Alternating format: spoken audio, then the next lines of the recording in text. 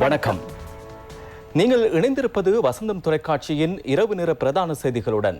செய்திகளோடு இணைந்து கொள்ளும் நாம் ஏஎம் அஸ்கர், கிறிஸ்டினா செல்வராஜ். இன்றைய விரிவான செய்திகளுக்கு செல்வதற்கு முன்னர் முதலில் முதன்மை செய்திகள்.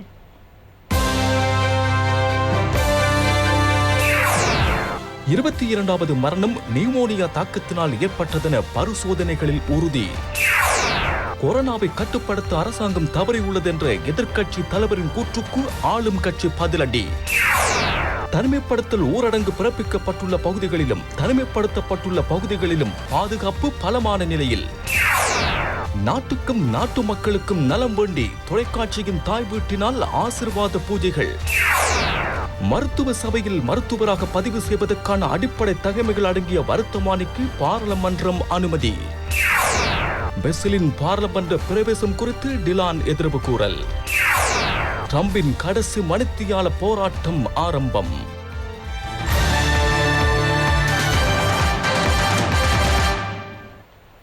அவை எமது தலைப்புச் செய்திகள். இனி விரிவான செய்திகள். மேலும் 2 கொரோனா மரணங்கள் இன்றைய தினம் பதிவாகின. இதற்கமைய இலங்கையில் பதிவான கொரோனா மரணங்களின் எண்ணிக்கை 23ஆக அதிகரித்தது.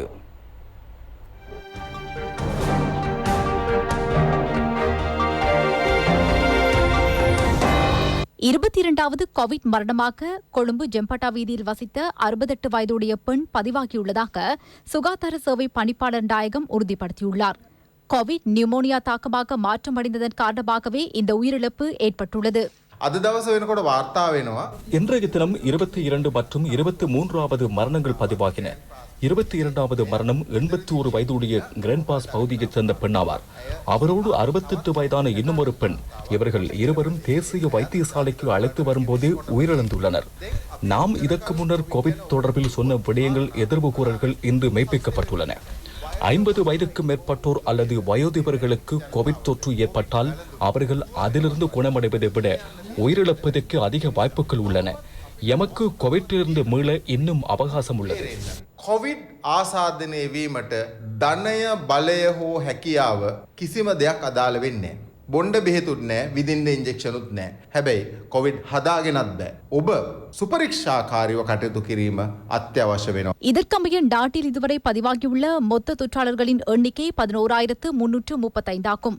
5,733 தொற்றாளர்கள் வைத்தியசாலைகளில் சிகிச்சை பெற்று வருகின்றனர். 5,581 பேர் பூரண குணமடைந்து வைத்தியசாலைகளிலிருந்து வெளியேறியுள்ளதாக தொற்று நோயல் ஒழிப்பு பிரிவு தெரிவித்துள்ளது. மருத்துவ கண்காணிப்பின் கீழ் 430 பேர் வைக்கப்பட்டுள்ளனர். கடந்த 24 மணித்தியாலத்தில் புதிய 275 தொற்றாளர்கள் இனங்காணப்பட்ட நிலையில் 332 தொற்றாளர்கள் பூரண குணமடைந்து வைத்தியசாலைகளிலிருந்து வெளியேறியுள்ளனர். மேல் மாகாண போலீஸ் நிலையங்களில் கடமையாற்றும் 122 போலீசாருக்கு புதிய கொரோனா வைரஸ் தொற்றியுள்ளது. 175 பேர் தனிமைப்படுத்தல் மத்திய நிலையங்களுக்கு அனுப்பி வைக்கப்பட்டுள்ளனர். 1238 அதிகாரிகள் சுய தனிமைப்படுத்தலில் ஈடுபடுத்தப்பட்டுள்ளனர்.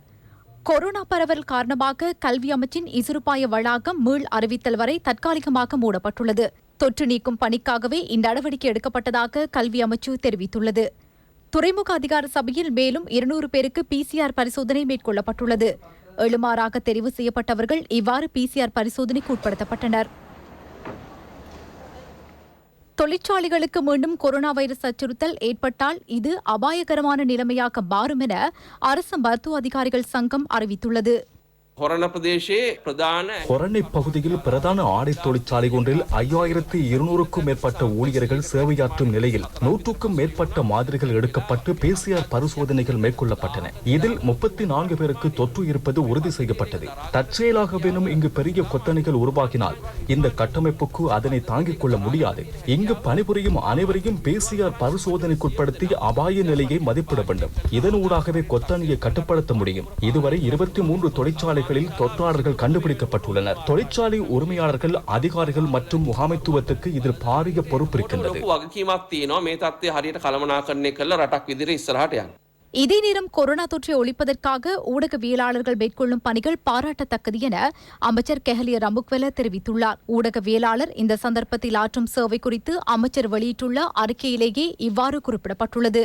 ஊடகவியலாளர்கள் தமது உயிரை பணயம் வைத்து நாட்டுக்காக பாரிய பணிகளை ஆற்றி வருவதாகவும் அவர் குறிப்பிட்டுள்ளார். அவர்கள் ஆற்றும் பணிகள் குறித்து மதிப்பீடு செய்து அவர்களை பாராட்டுவதற்குரிய நடவடிக்கைகளை ஊடகத்துறை அமைச்சு எடுக்க உள்ளதாகவும் அவர் மேலும் குறிப்பிட்டார்.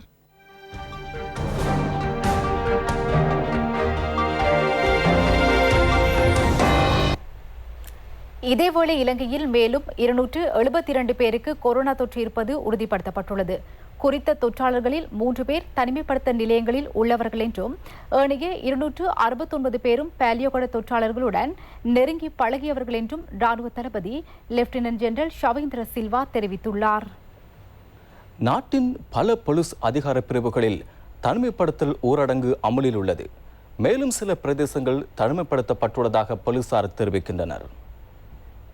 மேல் மாகாணத்தில் 112 போலீஸ் அதிகார பிரிவுகளில் தனிமைப்படுத்தல் ஊரடங்கு சட்டம் அமுல்படுத்தப்பட்டுள்ளது. குளியாப்பிட்டிய மற்றும் எகலியகுட போலீஸ் பிரிவுகளை போன்று குருநாங்கல் போலீஸ் பிரிவில் குருநாங்கல் நகரசபை எல்லை பிரிவிலும் தனிமைப்படுத்தல் ஊரடங்கு சட்டம் அமலில் உள்ளது. கிரியுள்ள மாவனெல்லை ஹெம்மாதுகம முளத்கோகப்பிட்டி ஆகிய 4 போலீஸ் பிரிவுகளுடன் கேகாலி மாவட்டத்தின் கலிகாமுவ பிரதேச செயலக பிரிவு தனிமைப்படுத்தல் பகுதிகளாக பிரகடனப்படுத்தப்பட்டுள்ளது.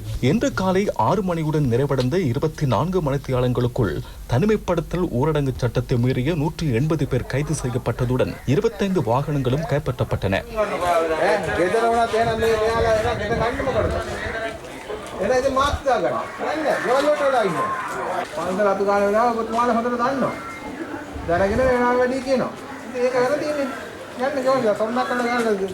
மக்களுக்கு தேவையான அத்தியாவசிய உணவுப் பொருட்களை விநியோகிப்பதற்காக மொத்த வர்த்தக நடவடிக்கைகளுக்காக பொருளாதார மத்திய நிலையங்கள் திறக்கப்படும் என விவசாய அமைச்சு தெரிவித்துள்ளது. இருப்பினும் வெளிசர பொருளாதார மத்திய நிலையத்தை எதிர்வரும் 9ஆம் தேதி திறப்பதற்கு தீர்மானிக்கப்பட்டது. அமைச்சர் மஹிந்தானந்த அலுத்கமைக்கு ராஜாங்க அமைச்சர் சசிந்திர ராஜபக்ஷ ஆகியோர் இம்மத்திய நிலையத்துக்கு மேற்கொண்ட கண்காணிப்பு விஜயத்தின் போது இத்தீர்மானம் மேற்கொள்ளப்பட்டது. நாளைய தினம் இங்கு வருகை தரும் 340 பேரையும் PCR பரிசோதனைக்குட்படுத்த உள்ளோம். வெள்ளிக்கிழமை அளவில் PCR பரிசோதனை முடிவுகள் கிடைக்கப்பெற்றதுடன் சனிக்கிழமை தொற்று நீக்கம் செய்யப்பட்டு எதிர்வரும் திங்கட்கிழமை முதல் வெளிசர பொருளாதார மத்திய நிலையம் மொத்த வியாபார நடவடிக்கைகளுக்காக திறக்கப்படும். ஊரடங்கு சட்டம் அமலில் உள்ள போதிலும் அத்தியாவசிய உணவுப் பொருட்களை விநியோகிக்க தொடர்ச்சியான நடவடிக்கைகளை மேற்கொள்வதற்கு அரசாங்கம் தீர்மானித்துள்ளது. அதேபோன்று விநியோக சேவையில் ஈடுபடும் நிறுவனம் ஒன்றிற்காக 15 வாகனங்களை பயன்படுத்துவதற்கு அனுமதிக்கப்பட்டுள்ள அதேவேளை பல்பொருள் அங்காடிகளை திறந்து அதனூடாக பொருட்களை விநியோகிக்கவும் தீர்மானிக்கப்பட்டது. மருந்தகங்களை ஆன்லைன் முறையில் நடத்தி செல்வதற்கும் சந்தர்ப்பம் வழங்கப்பட்டுள்ளது. ஊரடங்கு அனுமதி பத்திரமாக தமது நிறுவன அடையாள அட்டையை பயன்படுத்துவதற்கு 103 நிறுவனங்களுக்கு அனுமதி வழங்கப்பட்டுள்ளது. அதேபோன்று சட்டத்தரணிகள் தமது உத்தியோகபூர்வ ஆடைகளை அணிந்து கொண்டு பயணம் செய்வது அல்லது உத்தியோகபூர்வ அடையாள அட்டைகளை பயன்படுத்துவதனூடாக போக்குவரத்துக்கான அனுமதியை பெற முடியும். தொழிற்சாலைகளை நடத்தி செல்வதற்கான தகவல்களை பெற்றுக் கொள்வதற்கான தொலைபேசி இலக்கம் ஒன்றும் அறிமுகப்படுத்தப்பட்டுள்ளது. கொழும்பு நகரில் தொழிற்சாலைகளை நடத்தி செல்வதற்கான தகவல்களை 0119787842 அல்லது 745 அல்லது 748 ஆகிய தொலைபேசி இலக்கங்களூடாக பெற்றுக் கொள்ள முடியும். கம்பக மாவட்டத்தில் தகவல்களை 0115978711 என்ற இலக்கத்துடன் தொடர்பு கொண்டு தகவல்களை பெற்றுக் கொள்வதுடன் களுத்துறை மாவட்டத்தில் தொழிற்சாலைகளை நடத்தி செல்ல எண்ணியுள்ளவர்கள் 0115811356 எனும் தொலைபேசி இலக்கத்துக்கு அழைத்து தகவல்களை பெற்றுக் கொள்ள முடியும். உற்பத்தி துறைக்கு, கடற்தொழில் துறைக்கு, விவசாயத்துக்கு, பெருந்தோட்ட துறைக்கு, நிர்மாண துறையுடன் தொடர்புபடும் நிறுவனங்களாக இருப்பின் இத்தொலைபேசி இலக்கங்களுடன் தொடர்பு கொண்டு தகவல்களை பெற்றுக் கொள்ள முடியும். ஓய்வூதிய கொடுப்பனவு மற்றும் ஏனைய கொடுப்பனவுகளை வழங்கும் நடவடிக்கைகள் தபால் அலுவலகங்கள் ஊடாக முன்னரை போன்று முன்னெடுக்கப்படுகின்றது. தபால் மா அதிபர் எம்மிடம் விடுத்த வேண்டுகோளுக்கு அமைய இதற்கான அனுமதியை வழங்கியுள்ளோம். ஓய்வூதிய கொடுப்பனவு தபால் அலுவலகங்கள் ஊடாக வழங்கப்படுகின்றது. ஏனைய கொடுப்பனவுகளும் விவசாயிகளுக்கான கொடுப்பனவுகளும் கடற்தொழிலாளர்களுக்கான ஓய்வூதிய கொடுப்பனவு உட்பட அரசாங்கத்தினால் வழங்கப்படும் ஓய்வூதிய கொடுப்பனவுகளும் நோயாளர்களுக்கான கொடுப்பனவும் தபால் அலுவலகத்தின் ஊடாக வழங்கப்படுகின்றது. ஊரடங்கு சட்டம் அமலில் உள்ள பிரதேசமாக இருந்தாலும் கூட ஓய்வூதிய அடையாள அட்டையை காண்பித்து தபாலகங்களுக்கு சென்று கொடுப்பனவை பெற்றுக் கொள்ள முடியும். அதற்கென ஊரடங்கு அனுமதி பத்திரம் பெற்றுக்கொள்ள தேவையில்லை. மருத்துவ கட்டளைகள் சட்டத்தின் கீழ் பல உத்தரவுகளை விவாதத்திற்கு எடுத்துக் கொள்ளும் நோக்கில் பாராளுமன்றம் இன்று கூடியது. கொரோனா வைரஸை கட்டுப்படுத்துவதற்கு அரசாங்கம் உரிய நடவடிக்கைகளை எடுக்க தவறியதாக எதிர்க்கட்சித் தலைவர் சஜித் பிரேமதாச சுட்டிக்காட்டினார். இதற்கு பதிலளித்த அமைச்சர் பவித்ரா வன்னியாராச்சி கோவிட் தொற்றை கட்டுப்படுத்துவதற்கு உரிய நடவடிக்கைகள் தேவையான சந்தர்ப்பத்தில் மேற்கொள்ளப்பட்டுள்ளதாக தெரிவித்தார். அது தொடர்பில் மேலும் பல உறுப்பினர்களும் கருத்து வெளியிட்டனர். 8 மாதங்கள் இருந்தன. தேவையான PCR உபகரணங்களை கொள்வனவு செய்திருக்க முடியும். ICU கட்டில்களையும் பெற்றிருக்க முடியும். நடமாடும் வைத்தியசாலைகள், நடமாடும் ஆய்வுக்கூடங்களை ஏற்படுத்தி இருக்க முடியும். இவையெல்லாம் நீங்கள் வேண்டாம் வேண்டாம் என்று கூறினீர்கள். எதிர்க்கட்சி தலைவர் இந்த பாராளுமன்றத்தை தவறாக வழிநடத்துகின்றார். 200 வெண்டிலேட்டர்கள் கடந்த மாதம் புதிதாக கொண்டு வரப்பட்டன. அதற்கு மேலதிகமாக 600 வெண்டிலேட்டர்கள் இருந்தன. அன்றையமிடம் ஒரு PCR ஆய்வுக்கூடமே இருந்தது. இன்று 26 PCR ஆய்வுக்கூடங்கள் அமைக்கப்பட்டுள்ளன. கொரோனாவின் முதலாவது அலையின் போது 250 PCR பரிசோதனைகள் மேற்கொள்ளப்பட்டன. இன்று 10,000 மேற்கொள்ளப்படுகின்றன. அரசாங்கம் என்ற வகையில் மேற்கொள்ள முடியுமான அனைத்தையும் நாம் மேற்கொண்டுள்ளோம். மார்ச் மாதம் 2500 PCR பரிசோதனைகளை மேற்கொண்ட நாம் ஏப்ரல் மாதத்தில் 20,000 அதிகரித்தோம். மே மாதத்தில் 43,000 அதன் எண்ணிக்கையை அதிகரித்தோம். ஜூன் மாதத்தில் 44,000, ஜூலையில் 53,000, ஆகஸ்ட் மாதம் 68,000, செப்டம்பர் மாதம் 61,000, அக்டோபர் மாதத்தில் 2,26,000 PCR பரிசோதனைகளை மேற்கொண்டுள்ளோம். ஆரம்பத்துடன் நோக்கும்போது PCR பரிசோதனைகளின் எண்ணிக்கையை 10 மடங்காக அதிகரித்துள்ளோம். நாட்டில் போதுமான அளவுக்கு வெண்டிலேட்டர்கள் கையிருப்பில் உள்ளன. இன்னும் 2 நாட்களில் விரைவில் பரிசோதனைகளை மேற்கொள்ளும் மாற்று முறை ஒன்றை அறிமுகப்படுத்த உள்ளோம். 5 நாட்களில் அப்பரிசோதனையை பொதுவாக மேற்கொள்ளக்கூடிய வாய்ப்பு கிடைக்கின்றது. ரேபிட் ஆன்டிஜென் டெஸ்ட் என்னும் இந்த முறை ஊடாக நாளொன்றுக்கு கூடுதலான பரிசோதனைகளை மேற்கொள்ள முடியும். கொரோனா தொற்றினால் உயிரிழந்த முஸ்லிம்களின் ஜனாசா விவகாரம் குறித்து சஜித் பிரேமதாச விமர்சனங்களை முன்வைத்தார். இதற்கு அமைச்சர்களான பவித்ரா வன்னியாராய்ச்சி மற்றும் அலி சப்ரி ஆகியோர் பதிலளித்தனர். கொரோனாவினால் மரணங்கள் சம்பவிக்கும் போது இறுதி கிரியைகளை அவரவர் நம்பிக்கை சார்ந்த வகையில் மேற்கொள்ள முடியும் என உலக சுகாதார ஸ்தாபனமே பரிந்துரைத்துள்ளது. இஸ்லாம் மதத்தில் சடலங்களை இறைவூட்டுவது பாவச் செயலாகும். இது அடிப்படைவாத தீர்மானமாகும். சுகாதாரத்துறையின் விசேட நிபுணர்கள் விடுத்த பரிந்துரைகளுக்கு அமைவே நாம் தீர்மானங்களை எடுத்தோம். விஞ்ஞான ரீதியில் ஆராய்ந்து முடிவுகள் எடுக்கப்பட்டன. அதனை மாற்றுவதாக இருந்தால் மீண்டும் ஆராய்ந்தே மேற்கொள்வோம். சுகாதார அமைச்சர் இவ்வாறு கூறினாலும் அமைச்சர் அலி சப்ரியின் மனச்சாட்சி இவ்விடயத்தில் அவரை உறுத்தும். கோவிட் என்பது இலங்கைக்கு மட்டுமல்ல, முழு உலகிற்கும் அச்சுறுத்தலாகும். முஸ்லிம்களின் ஜனாசா தொடர்பில் பிரச்சனை இருப்பது எமக்கு தெரியும். ஏற்கனவே இந்த தீர்மானம் எடுக்கப்பட்டிருந்த நிலையில் இது தொடர்பில் மீள ஆராய வேண்டும் என நாம் 6 மாதங்களுக்கு முன்னர் வேண்டுகோள் ஒன்றை முன்வைத்தோம். எதிர்கால அச்சுறுத்தல் தொடர்பில் விஞ்ஞான ரீதியாக அவர்கள் இதனை நோக்கினார்கள். 6 மாதத்தில் இந்த தீர்மானத்தை மீள ஆராய்வதாக எமக்கு கூறப்பட்டது. அது தொடர்பான நடவடிக்கைகள் முன்னெடுக்கப்படுகின்றது. இதனை அரசியலாக்க வேண்டாம். இதனை அரசியலாக்கினால் நாம் ஒருவர் பகைத்துக் கொள்ள வேண்டிய நிலை ஏற்படும். பொறுமையாக இருந்து மனிதநேய அடிப்படையில் இப்பிரச்சனைக்கு தீர்வு காணுமாறு நாம் கேட்டுக்கொள்கின்றோம்.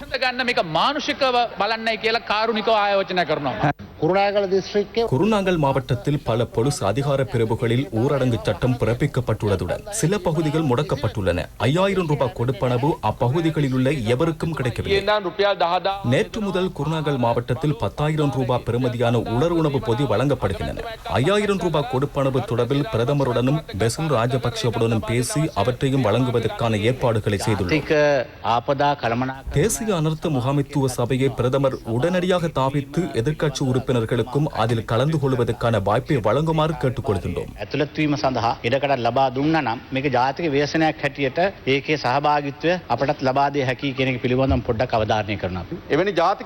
தேசிய அனர்த்தம் ஒன்றை எதிர்கொண்டுள்ள இந்த சந்தர்ப்பத்தில் ஒருவருக்கொருவர் விரல் நீட்டுவது பொருத்தமானதல்ல. அதற்காக மக்கள் எம்மை பாராளுமன்றத்துக்கு அனுப்பவில்லை. இந்த நிலைமையின் போதும் நாம் பிளவுபடுவதாயின் அது முறையல்ல.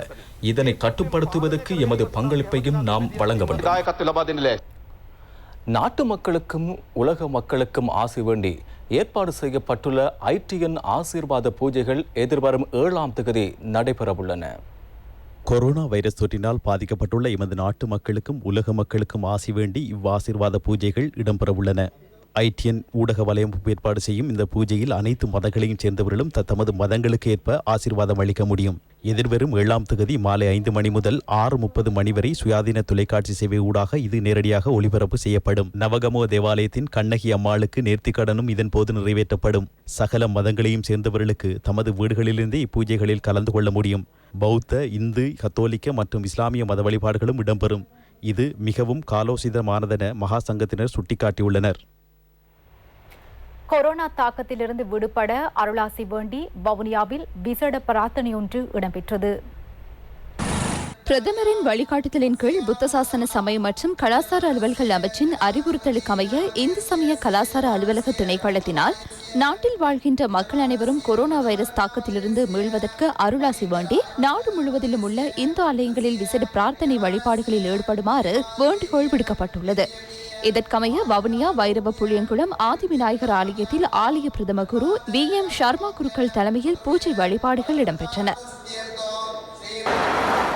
நாட்டுக்கும் நாட்டு மக்களுடைய பாதுகாப்பையும் கருத்தில் கொண்டு நோன்பு நோற்று விசேட துவா பிரார்த்தனை செய்யும் நிகழ்வு கண்டி ஜும்மா பள்ளிவாசலில் இடம்பெற்றது.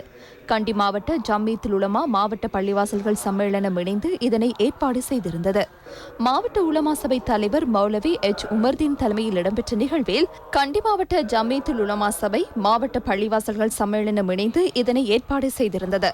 மாவட்ட உலமா சபை தலைவர் மௌலவி H உமர்தீன் தலைமையில் இடம்பெற்ற நிகழ்வில் பிரதமரின் முஸ்லிம் விவகார இணைப்பு செயலாளர் அப்துல் சத்தார் கலந்து கொண்டார்.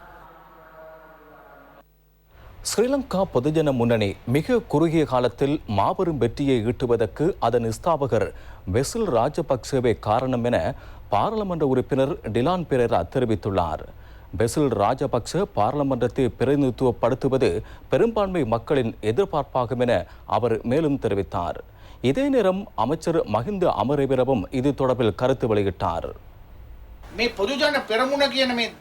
பொதுஜன முன்னணி என்னும் இந்த ஆலமரம் மிக குறுகிய காலத்தில் 3/2 பெரும்பான்மையை பெறுவதற்கு அதன் ஸ்தாபகர் பெசில் ராஜபக்சவே காரணமாகும். அதனை நாம் ஏற்றுக்கொண்டே ஆக வேண்டும். இந்நாட்டில் ஜனாதிபதி மஹிந்த ராஜபக்சவின் பொருளாதார வெற்றிகளுக்கு அப்போதைய பொருளாதார அபிவிருத்தி அமைச்சராக இருந்த பெசில் ராஜபக்ச பெரும் பங்களிப்பை வழங்கினார். பாராளுமன்றத்துக்கு வருவது தொடர்பில் பெசில் ராஜபக்சவை தீர்மானிக்க வேண்டும். இருப்பினும் பெரும்பான்மை மக்கள் அவர் பாராளுமன்றம் பிரவேசிப்பதையே விரும்புகின்றனர். பொருளாதாரத்துக்கு பங்களிப்பு செய்யக்கூடிய வகையில் முக்கிய பதவி ஒன்றை அவர் பெறுவார் என்றும் எதிர்பார்க்கின்றனர். பெசில் ராஜபக்ச பாராளுமன்றம் வருவதில் எந்த பிரச்சனையும் இல்லை. இந்த அரசாங்கத்தை ஆட்சியில் அமர்த்த காரணகர்த்தாவாக பெசில் ராஜபக்சவே இருந்தார். அதனை போன்று ஸ்ரீலங்கா சுதந்திர கட்சியையும் பொதுஜன முன்னணியையும் ஒன்றிணைக்கவும் அவர் முயற்சித்தார். அவர் பாராளுமன்றத்துக்கு வருவதாக எந்த ஒரு தகவலும் பகிரங்கமாக வெளிவரவில்லை. தனிப்பட்ட முறையிலும் எமக்கு அறிவிக்கப்படவில்லை. இன்று அவர் பாராளுமன்றம் வருவதாக சமூக ஊடகங்களில் தெரிவிக்கப்பட்டது. அவ்வாறு ஓரிரு மணித்தியாலங்களுக்குள் இதனை செய்ய முடியாது. 18 உறுப்பினர்களை கொண்ட பாராளுமன்ற நிதிக்குழுவிற்கு தெரிவு செய்யப்பட்ட பிரதிநிதிகளின் பெயர் விவரங்களை சபாநாயகர் மஹிந்த யாப்பா அபேவர்தன இன்று பாராளுமன்றத்தில் அறிவித்தார். 9வது பாராளுமன்றத்தின் முதல் அமர்வின் போது அரசாங்கத்தின் நிதிக்குழுவுக்கு தெரிவுக்குழுவினால் பின்வரும் உறுப்பினர்கள் தெரிவு செய்யப்பட்டுள்ளார்கள். பேராசிரியர் பந்துல குணவர்த்தன, பெஹலி ரம்புக்வெல்ல, சுசில் பிரேம் ஜயந்த், விதுர விக்ரமநாயக்க, கலாநிதி சரத் வீரசேகர, DV சாணக்க, கலாநிதி நாலக்க கொடஹேவா, அனுர பிரியதர்சன யாப்பா, விஜித் ஹேரத், டிலான் பெரேரா, கலாநிதி ஹர்ச டி சில்வா, MA சுமந்திரன், சமிந்த விஜயஸ்ரீ, ஹேசா விதானக்கே, இசுரு தொடங்கொட, அனுப பெஸ்குவல், WD சகன் பிரதீபிதான, பேராசிரியர் ரஞ்சித் பண்டார் ஆகியோர் இவ்வாறு பெயரிடப்பட்டுள்ளனர். மெத்துமா WD சகன் பிரதீப் பிதான மெத்துமா மாச்சாரி ரஞ்சித் பண்டார மெத்துமா. இலங்கை மருத்துவ சபையில் மருத்துவராக பதிவு செய்வதற்கு ஆக குறைந்த அடிப்படை தகமைகள் அடங்கிய வர்த்தமானிக்கு பாராளுமன்றத்தில் அனுமதி வழங்கப்பட்டது. இதற்கமைய உயர்தர பரீட்சையில் குறித்த பாடப்பிரிவில் 2 திறமை சித்திகளும் 1 சாதாரண சித்தியும் அவசியம் என வர்த்தமானியில் குறிப்பிடப்பட்டுள்ளது. இது குறித்து அமைச்சர் GL பீரிஸ், ராஜாங்க அமைச்சர் சன்ன ஜெயசுமன் ஆகியோர் கருத்து வெளியிட்டனர். எமது வைத்தியர்களின் தகுதி மற்றும் திறமை தொடர்பில் நாடு என்ற வகையில் எமக்கு பெருமை அடைய முடியும். அதனை நாம் பேணி பாதுகாக்க வேண்டும். அதற்காகவே ஆக குறைந்த தகுதி மட்டும் வர்த்தமானியில் உள்ளடக்கப்பட்டுள்ளது. இலங்கையின் கல்வி தரத்தை பாதுகாக்கும் நோக்கில் உருவாக்கப்பட்டுள்ள 2 வர்த்தமானிகளுக்கும் கட்சி பேதமின்றி ஆதரவு வழங்குமாறு நான் வேண்டுகோள் விடுக்கின்றேன்.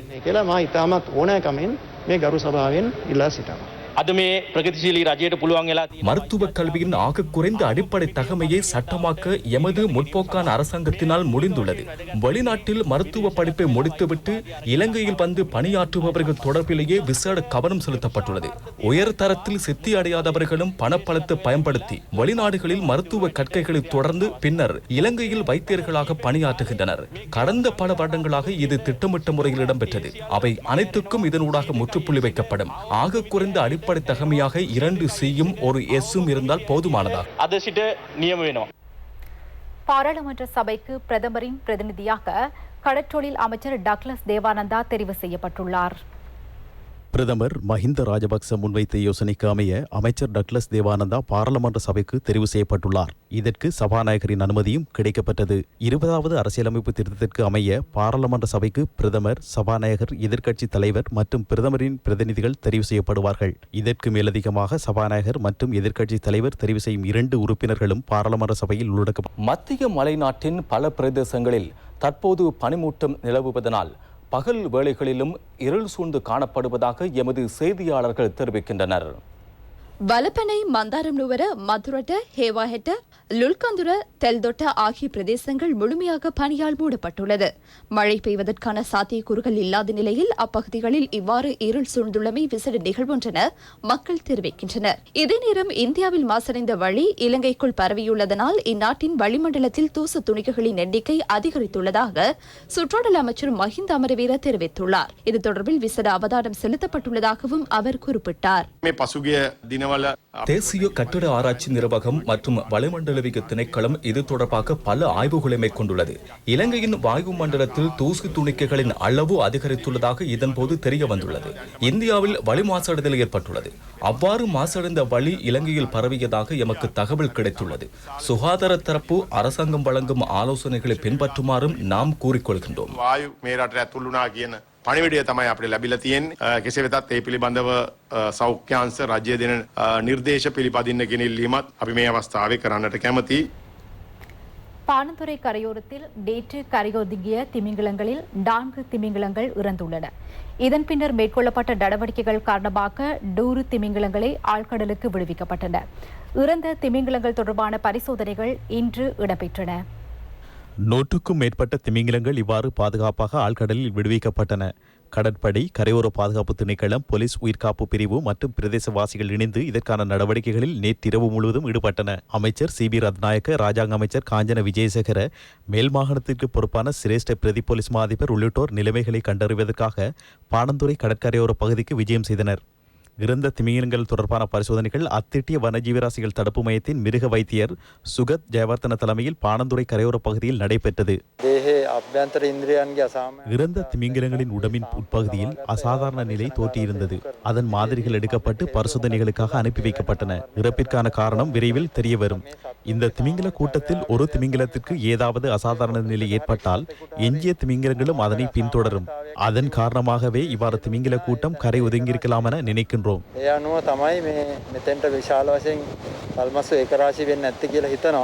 இந்த திமிங்கிலங்கள் தொடர்பாக விலங்கின ஆர்வலர்கள் இவ்வாறு கருத்து தெரிவித்தனர். நேற்று மாலை 60 திமிங்கிலங்கள் இவ்வாறு கூட்டமாக பாணந்துறையில் கரையொதுங்கின. அவற்றை கடலில் விடுவிக்க பலர் முயற்சித்தார்கள். இருப்பினும் துரதிர்ஷ்டவசமாக 3 திமிங்கிலங்கள் இறந்தன. திமிங்கிலங்கள் குடும்பமாக இருப்பதோடு ஒன்று கரையொதுங்கினாலும் அதனை பின்தொடர்ந்து ஏனையவையும் கரையொதுங்கும். அதுதான் இங்கு நடந்திருக்கின்றது. ஆழம் குறைந்த இடத்தில் திமிங்கிலங்களுக்கு பயணிக்க முடியாது. இது தொடர்பில் சமுத்திரவியல் பாதுகாப்பு அதிகார சபையின் பொது முகாமையாளர் கலாநிதி டேனி பிரதீப் குமார் இவ்வாறு கருத்து தெரிவித்தார். இவ்வாறான விலங்கினங்கள் தமது பயணப்பாதையை அல்லது உணவை தேடுவதற்கு ஒலியை பயன்படுத்துகின்றது. வளமையை விட கூடுதலான சத்தம் ஏற்பட்டால் இந்த விலங்குகளுக்கு அதனை தாங்கிக் கொள்ள முடியாது போகும். அந்த நிலைமைகளிலிருந்து மீள்வதற்காக அவை கடலில் முக்குளித்தலில் ஈடுபடும். கடலில் ஒலி மாசடைவதை குறைத்துக் கொள்ள முடியுமாக இருந்தால் இவ்வாறான சம்பவங்கள் ஏற்படுவதை தவிர்த்துக் கொள்ள முடியும். அக்கரைப்பற்று போலீஸ் பிரிவுக்கு உட்பட்ட சாகாமம் பிரதான வீதியில் தாலிக்கொடியினை அறுத்து எடுத்து தப்பிக்க முயற்சித்த திருடனிடம் இருந்து அறுக்கப்பட்ட தாலியுடன் 2 கிராம் ஹெரோயின் போதைப் பொருளும் அக்கரைப்பற்று போலீசாரினால் கைப்பற்றப்பட்டன.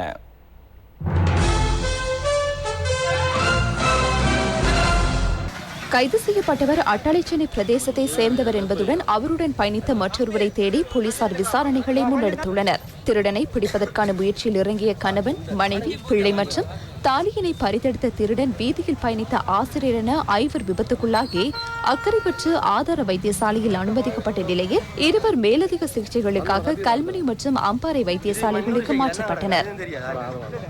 வெள்ளவாய பிரதேசத்திலிருந்து பதுளைக்கு சட்டவிரோதமாக கொண்டு வந்த 20 மாடுகளை ஹாலியல போலீசார் மீட்டுள்ளனர். மாடுகளை ஏற்றி வந்த லொரி கைப்பற்றப்பட்டுள்ளதுடன் 2 கைது செய்யப்பட்டுள்ளனர். இவர்கள் மாவட்ட நீதவான் முன்னிலையில் ஆஜர்படுத்தப்பட்டனர்.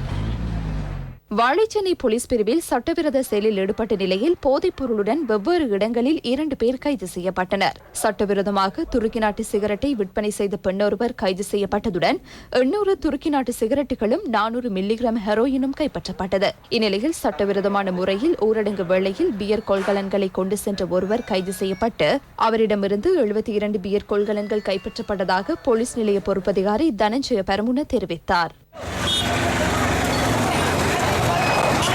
காத்தான்குடி பிரதான வீதியின் பலசரக்கு வர்த்தக நிலையம் ஒன்றில் இன்று காலை ஏற்பட்ட பாரிய தீ விபத்தினால் பல கோடி பெறுமதியான பொருட்கள் முற்றாக எரிந்து நாசமாகின. தீயினை கட்டுப்படுத்த போலீசாரும் மாநகர சபை தீயணைப்பு படையினரும் பாரிய முயற்சிகளை மேற்கொண்ட போதிலும் சுமார் 2 மணித்தியாலங்களுக்கு மேலாக தீயை கட்டுப்பாட்டினுள் கொண்டுவர முடியாத பெரும் சிரமங்களை எதிர்கொண்டனர். குறித்த வர்த்தக நிலையம் எரிவாயு முகவர் நிலையமாகவும் செயற்பட்டு வந்துள்ளது.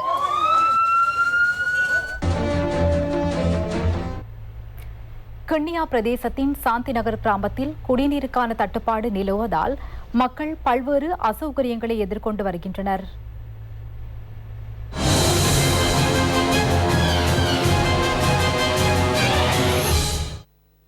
இப்பிரதேசத்தில் சுமார் 40க்கும் மேற்பட்ட குடும்பங்கள் குடிநீர் பிரச்சினையை எதிர்கொண்டுள்ள நிலையில் தற்போது நிலவுகின்ற வறட்சியான வானிலை காரணமாக மழை குறைந்து கிணறுகள் யாவும் வற்றிய நிலையில் காணப்படுவதாக கிராம மக்கள் தெரிவிக்கின்றனர். பக்கத்து கிணத்துலையும் தண்ணியெல்லாம் கிணத்துலையே இல்லை. நாங்கள் பக்கத்து வழியாக அங்கே முழுகி குளித்தது, அதுவும் தண்ணி இல்லாமல் தண்ணியெல்லாம் வற்றி போய்த்துது. வேளாண் மகனை ஒன்றை வச்சுட்டு நாங்கள் கஷ்டப்பட்டுக்கிட்டு இருக்கோம். இப்பிரதேசத்தில் உள்ள மக்கள் தங்களது குடிநீர் தேவையை அருகில் உள்ள சிறிய பாடசாலையான சாந்தி நகர் அன்னூர் வித்தியாலயத்தில் இருந்து பெறுவதாகவும் பாடசாலை நடைபெறுகின்ற காலகட்டத்தில் நீரை எடுக்க முடியாத சூழல் நிலவுவதாகவும் அவர்கள் குறிப்பிடுகின்றனர். கிண்ணியா பிரதேச சபையும் முறையான நீர் விநியோகத்தை மேற்கொள்ளாமையினால் குடிநீருக்கு பாரிய சிரமம் நிலவுவதாக அவர்கள் தெரிவிக்கின்றனர்.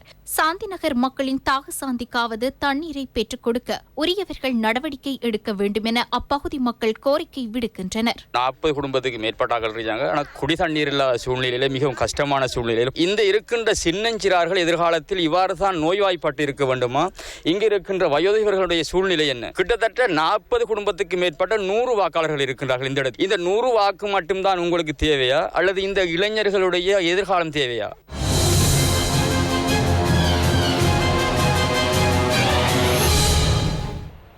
மேலும் சில செய்திகளின் தொகுப்பு அடுத்து. மட்டக்களப்பு மாவட்டத்தின் கிரான் பிரதேச செயலக பிரிவில் ஊத்துச்சேரியில் காட்டு யானை தாக்கி குடும்பஸ்தர் ஒருவர் உயிரிழந்ததுடன் புல்தானி பகுதியில் காட்டு யானை ஒன்று உயிரிழந்துள்ளதாகவும் வாழைச்சேனை போலீசார் தெரிவிக்கின்றனர். ஊத்துச்சேரியை சேர்ந்த 5 பிள்ளைகளின் தந்தையான 61 வயதுடைய விவசாயி வைத்தியலிங்கம் என்பவரே சம்பவத்தில் உயிரிழந்துள்ளார்.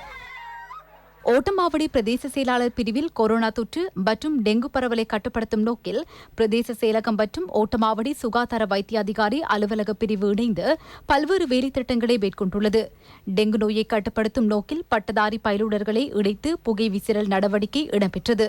பிரதேச செயலாளர் ACA அப்கர் தலைமையில் நடவடிக்கைகள் இடம்பெற்றன. கோவிட்-19 வைரஸ் காரணமாக ஹட்டன் பொதுச்சந்தையில் மீன் வர்த்தகர்களினால் களஞ்சியப்படுத்தப்பட்டு வைக்கப்பட்டிருந்த பழுதடைந்த ஒரு தொகுதி மீன்கள் தொற்று நீக்கம் செய்யப்பட்டு அவற்றை அப்புறப்படுத்தும் பணிகள் இடம்பெற்றன. டிகோயா நகர சபையின் சுகாதார பிரிவு இதற்கான நடவடிக்கைகளை முன்னெடுத்தது. இத்துடன் வசந்தத்தின் இரவு நேர பிரதான செய்தி அறிக்கை நிறைவடைகின்றது. எமது அடுத்த பிரதான செய்தி அறிக்கையினை நாளை மதியம் 1 மணிக்கு எதிர்பாருங்கள். வணக்கம்.